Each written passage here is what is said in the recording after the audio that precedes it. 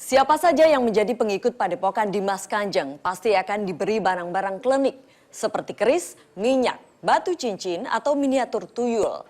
Namun barang-barang tersebut tidak gratis. Ada mahar yang harus disetor kepada pihak Padepokan untuk mendapatkannya. Besarannya bervariasi, mulai dari ratusan ribu hingga ratusan juta rupiah. Padahal barang-barang itu dibeli dengan harga yang cukup murah, berkisar antara Rp5.000 hingga Rp20.000.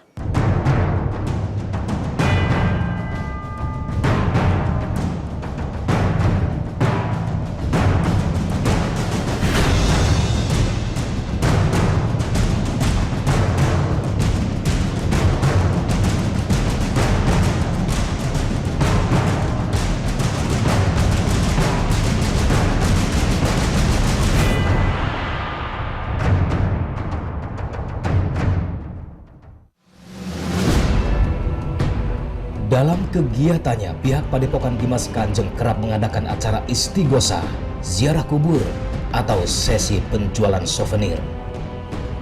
Acara-acara itu tentu dimanfaatkan oleh taat pribadi dan para pengurus Padepokan untuk mencari keuntungan. Yang dari Australia itu yang dibawa Profesor Dr. Marwah Daud Ibrahim katanya.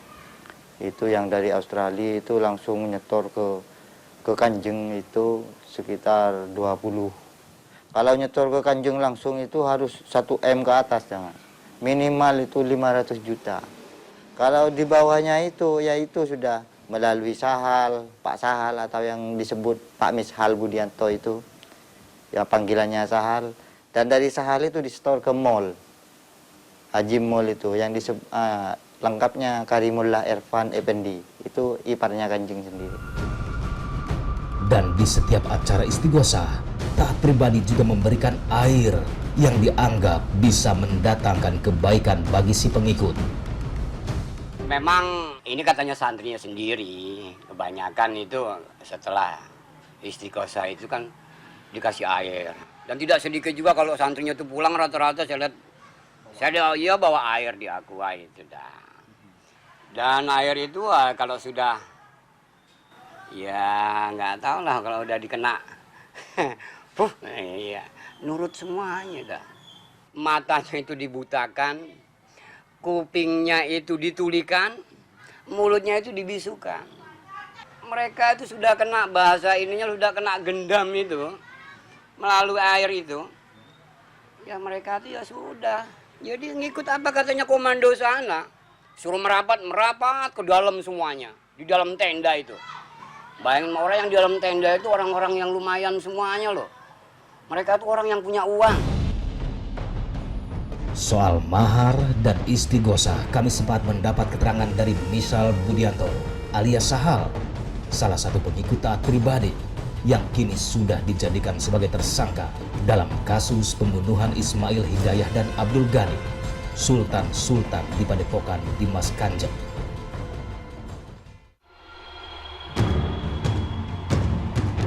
Taat pribadi memang kerap memberikan barang-barang klinik kepada para pengikutnya, seperti batu permata, keris, miniatur tuyul, batu akik, atau yang lainnya. Tapi semua itu tidak gratis. Para pengikutnya diwajibkan membayar mahar yang jumlahnya bervariasi. Benda-benda seperti yang ada di rumah milik almarhum Ismail Hidayah ini misalnya. Belakangan, kami mendapatkan informasi kalau barang-barang ini diperoleh oleh kaki tangan taat pribadi dari Pasar Indrapura, Surabaya, Jawa Timur.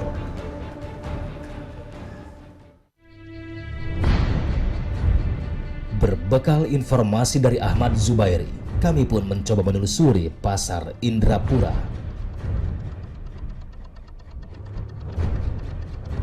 Ternyata hampir 80% barang-barang klinik yang terdapat di rumah Ismail Hidayah diperjualbelikan di pasar ini. Pulpen Ladoni yang dimaharkan oleh taat pribadi sebesar 250 hingga 500 ribu rupiah ini nyatanya dijual dengan harga hanya 20 ribu rupiah. Kalau yang ini berapa ya? Mas ya, itu apa itu? jenis? Ngerasih. Sampai berapa satu biji gramnya? Gramnya Yes, enggak mana itu. Kemahalan ini ya? Coba lihat. Lihat nih, ya. itu yang kapas mahalnya biasa. Makanya sama. Ini kan ada kapasnya, jadi lebih mahal. Kalau ini 1 gramnya 50. Oh mahal. Kapas Sama. Cuma ada kapasnya, dalamnya ada. Oh, ada serat-serat gitu kan? Ini berapa? 29 sama 21. Saat ini berapa? 29 50. Pas, loro. Begitu pula dengan minyak gaib atau minyak pelicin. Oleh taat pribadi, minyak ini dijual dengan harga sekitar 200 juta rupiah. Nyatanya di pasar kami membelinya hanya dengan harga 20.000 rupiah.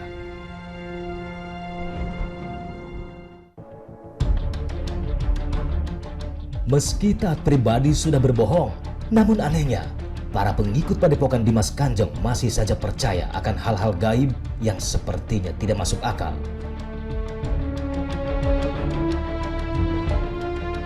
Salah satunya Hajah Hasmiati. Ia masih saja menjadikan taat pribadi sebagai sosok panutan. Kami kan sudah mendapatkan guru yang sebenarnya untuk visi misinya untuk mensejahterakan umat. Nah, jadi inilah yang kami berjuang di sini. Itulah yang kami pertahankan, memperjuangkan umat di sini gitu loh. Nggak ada di sini tipu-tipu, nggak ada. Memang barang kenyataan ada dengan ilmunya itu. Macam ini kita maharkan 200.000 ya, tapi ini masuk mahar perjuangan gitu loh. Nah sebelum waktunya itu tidak boleh dijual. Tapi kalau memang artinya dalam arti kepepet diminta izin sama Yang Mulia, insya Allah sudah bisa dijual, jadi emas betulan. Pada saat sekarang juga kalau kita minta izin sama Yang Mulia ini jadi asli benar ini. Tak bisa dibayangkan betapa Hajah Asmiati sudah benar-benar dibutakan matanya dan ditulikan telinganya. Karena ia masih saja yakin dan percaya akan kesaktian taat pribadi yang nyata-nyata telah mengakali para pengikutnya. Faktor penyebab dari semua ini ternyata persoalan ekonomi, di mana kondisi pikiran yang buntu dan serakah membuat manusia mencari jalan pintas. Banyak sekali situasi sekarang di masyarakat di mana tidak menentu, terutama dalam kaitannya dengan ekonomi. Dalam situasi kesulitan orang selalu mencari harapan. Ya, ada secerca harapan itu akan dipegang. Bahwa akan menjanjikan itu sesuatu yang luar biasa, itu akan jadi pegangan.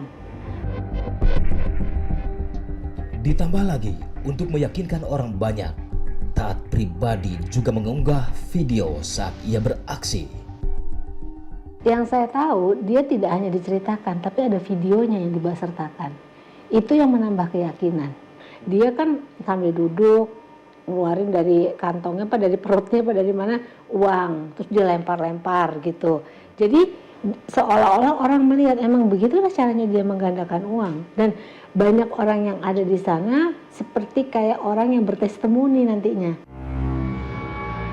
Nah, keris ini dimaknain sendiri, kemudian dipercaya.